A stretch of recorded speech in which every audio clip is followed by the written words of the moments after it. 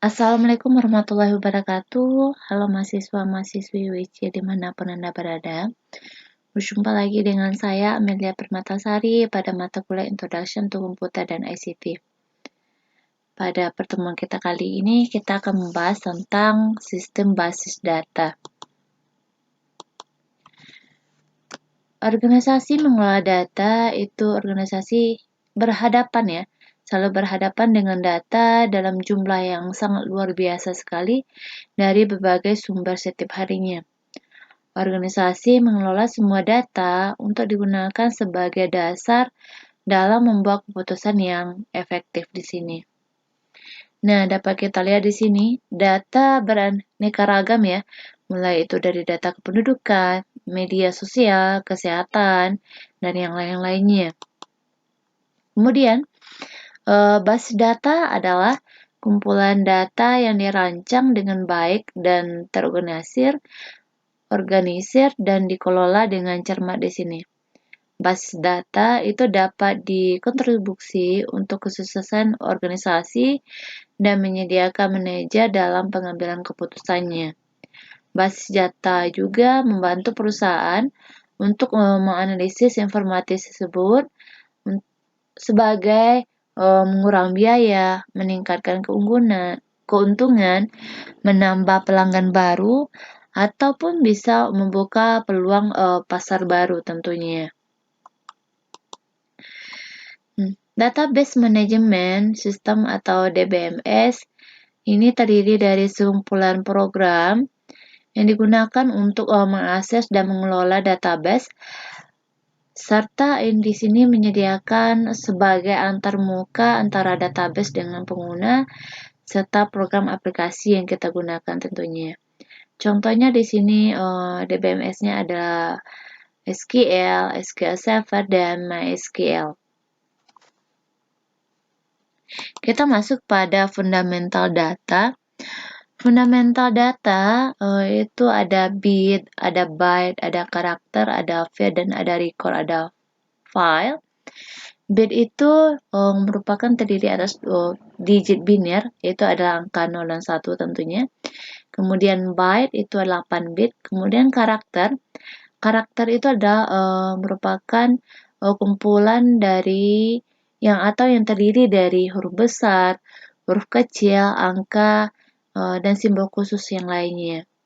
Sedangkan field di sini adalah biasanya berupa nama, angka, kombinasi karakter yang mendeskripsikan objek atau aktivitas tersebut. Sedangkan record ini adalah kumpulan data yang terkait dengan satu objek atau aktivitas lainnya. Sedangkan file adalah kumpulan dari record itu sendiri. Nah, di sini kita bisa lihat ya, hierarki data itu sendiri itu dimulai dari karakter, ada field, ada record, ada file, dan ada database. Karakter bisa teman lihat di sini contohnya adalah F, kemudian field, kumpulan dari karakter, misalnya contohnya adalah field, record itu berarti kumpulan dari field, sedangkan file itu adalah kumpulan dari record ya. Sedangkan untuk database di sini adalah kumpulan dari berbagai file. Contohnya dari kita lihat di sini file yang pertama itu adalah personal file. Kalau ditambah lagi departemen file, kemudian ada payroll file, itu adalah contoh dari database. Nah, di sini bisa teman-teman lihat ya, kalau field itu adalah manager SSN, last name, first name, hair date, dan department number. Sedangkan record itu adalah isi dari field itu sendiri. Nah, ini adalah contoh dari key.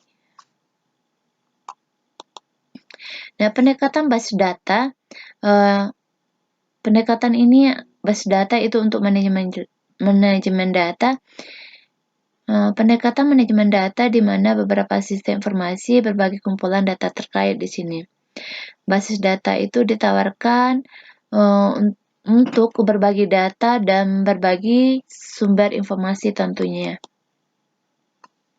Contohnya adalah pendekatan basis data. Di sini adalah bisa teman-teman lihat ya. Ini ada barang, ada transaksi, ada pembayaran, dan ada pembeli, dan ada supplier. Di sini berarti adalah database-nya adalah database tentang penjualan. Mau penjualan barang, kemudian ada penjualan itu ada transaksinya, ada pembayarannya, ada pembelinya, ada suppliernya. Berarti di masing-masing ini dia saling terhubung gitu. Atau bisa kita lihat lagi contoh yang lainnya. Di sini bisa teman-teman lihat contohnya adalah tentang data kepegawaian ya. Ada ID pegawai, ada namanya, alamatnya, kotanya, kode posnya, kemudian nomor teleponnya, dan isi dari file ini ada atau record ya kita kenal tadi. Kemudian kumpulan dari data ini dikenal dengan database, yang mana untuk ini nama filenya itu adalah file pegawai ya. Kalau kita tambahkan lagi dengan data lain, berarti tercipta juga di sini database-nya ada filenya ada 2 di sini. Ini contoh filenya ada 1, itu adalah tentang file pegawai. Nah, di sini bisa teman-teman lihat ya. Database itu adalah kumpulan dari file. Contohnya kita punya di sini adalah file pegawai. Nah, bagaimana apa yang harus kita pertimbangkan dalam membangun basis data? Yang pertama kita perhatikan konten. Nah, konten di sini adalah berapa biaya yang akan kita gunakan nantinya, atau data apa yang harus kita kumpulkan tentunya. Kemudian akses ini adalah siapa saja yang nantinya bisa menggunakan data itu sendiri dan kapan bisa digunakan. Selanjutnya ada struktur logis, bagaimana seharusnya data itu diatur, dan organisasi fisik itu adalah di mana seharusnya data itu ditempatkan gitu. Berarti di sini adalah penempatan data itu sendiri, dan selanjutnya adalah pengarsipan, berapa lama data itu harus simpan, dan keamanan, bagaimana data itu dapat kita lindungi dari orang yang tidak sah atau yang tidak berhak untuk mengaksesnya. Kemudian kita masuk pada pemodelan data. Pada pemodelan data, pertimbangan kita dalam membangun basis data tadi adalah data model. Contohnya di sini pemodelan data itu adalah entity relationship diagram. Ini adalah salah satu contoh pemodelan data, yang mana entity relationship diagram ini merupakan model data yang menggunakan simbol grafis dasar untuk menunjukkan organisasi dan hubungan antar data. Contohnya di sini bisa teman-teman lihat ya, ini adalah entity relationship diagramnya. Ini nanti akan diperjelas lagi pada pertemuan selanjutnya. Di sini ada entitasnya mahasiswa, ada entitasnya dosen, mata kuliah, dan ruang. Dan bagian-bagiannya ini adalah termasuk pada atribut. Ini adalah salah satu contoh kasus pada ERD. Relational database model atau model database relasional ini adalah cara sederhana namun sangat berguna untuk kita mengatur data itu ke dalam tabel tentunya, atau yang dikenal juga dengan relasi. Di sini adalah contoh dari relational database modelnya. Di sini kita punya 3 tabel ya. Tabel pertama itu adalah tentang project tabel, kemudian tabel kedua ada departemen tabel, dan tabel ketiga itu adalah manajer tabel. Nah, di sini ya bisa teman-teman lihat antara tabel 1, tabel 2, dan tabel 3 ini saling berhubungan. Nah, contohnya di sini.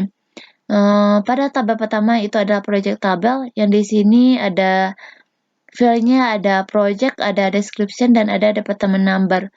Nah, untuk pada tabel kedua, dia saling berhubungan dengan tabel pertama, yaitu dia memanggil yang namanya department number di sini. Ketika diinputkan 257, ternyata departemen numbernya itu adalah accounting di sini. Dengan manajer SSN-nya adalah dengan kode-kode ini. Dah, kalau kita lihat di sini tabel 2 ini juga berhubungan dengan tabel ketiga. Ketika kita masukkan di sini manajer SSN-nya dengan kode 11234005, maka nanti akan muncul nih atas kode ini, atas nama siapa, kemudian departemennya berapa gitu. Dan berarti untuk tabel 1 dan tabel 2 dan tabel 3 ini ada hubungannya. Makanya dibilang di sini adalah relational database model. Selanjutnya di sini ada istilah pada data atau manipulasi data, ada selecting. Itu adalah memanipulasi data atau menghilangkan baris sesuai dengan kita butuhkan atau kriteria tertentunya. Kemudian ada projecting, itu adalah memanipulasi data untuk menghilangkan kolom. Sedangkan joining itu adalah menggabungkan dua atau lebih tabel. Linking di sini adalah menggabungkan dua atau lebih tabel itu melalui atribut data umum. Kita masuk pada SQL database. SQL database atau SQL itu kepanjangan dari struktur query language. Itu adalah bahasa query yang digunakan untuk mengakses dan memanipulasi data yang disimpan dalam database relasional. Contohnya di sini adalah SQL-nya adalah select, from, dan where. Di sini bisa teman-teman baca select call 1, call 2, call 3. Berarti di sini adalah pilih kolom dengan nama kolom 1, 2, dan 3. Dan from tabel 1 berarti dari tabel dengan nama tabel itu adalah tabel 1. Where di mana nilai pada kolom 1 lebih besar dari 1 atau nilai pada kolom 2 ini lebih kecil daripada 3. Selanjutnya contoh